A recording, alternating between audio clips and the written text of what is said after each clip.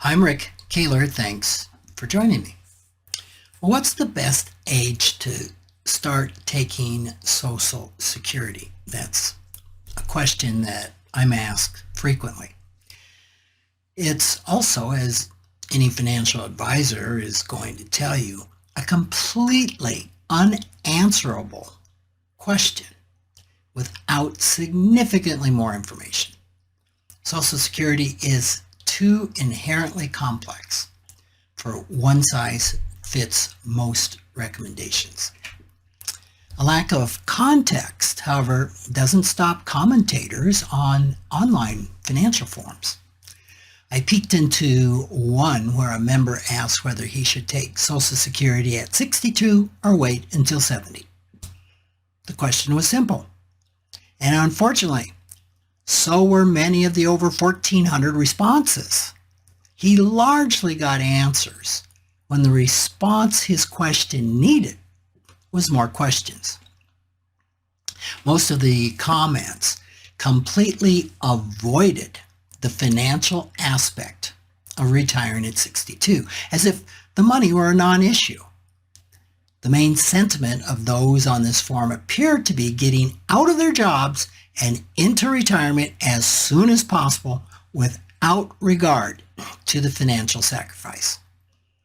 Others took the opinion that leaving money on the table by waiting until after 62 to start benefits was just simply ridiculous. A few representative comments were, "Tomorrow isn't promised to us. A reason to collect earlier is that no one knows how many years they have left. And life is literally a crap shot. You got to count your money, and you got to make a decision regarding how long you think you'll live." Others focus more specifically on the break-even point. That's the age at which you will have received the same total amount of Social Security benefits, whether you take the benefits at 62 or wait until 70. The actual break-even ages vary depending on when you start your benefits.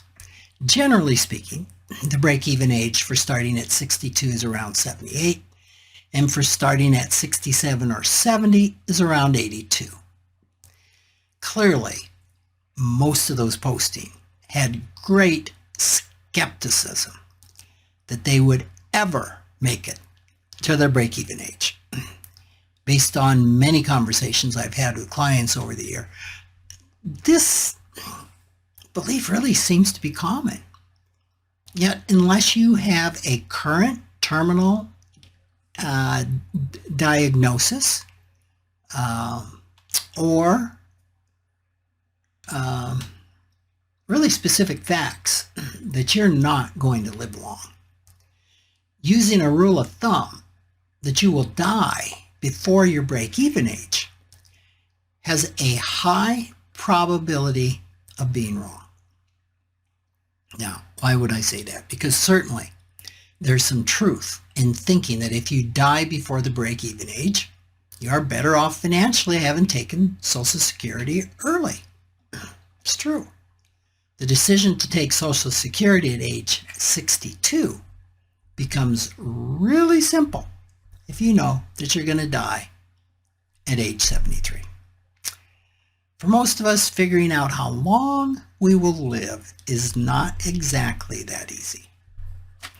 While some people take Social Security early out of financial necessity, it appears that most people will start taking benefits at age 62.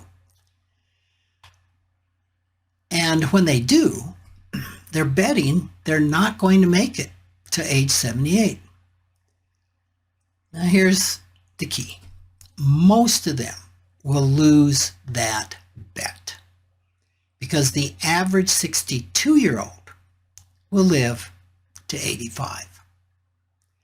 A 62-year-old only has a 43% chance of dying before the break-even age of 78. That's a really bad bet. Ask any blackjack player. And life expectancy is even higher for those who reach 67 and 70, topping out at 88 years. The Social Security Administration figures from 2021 show that 90% of retirees file for benefits before age 70, with nearly 30% filing at age 62 and then the other 60% filing between 62 and 70. Only 10% waited until age 70. Now,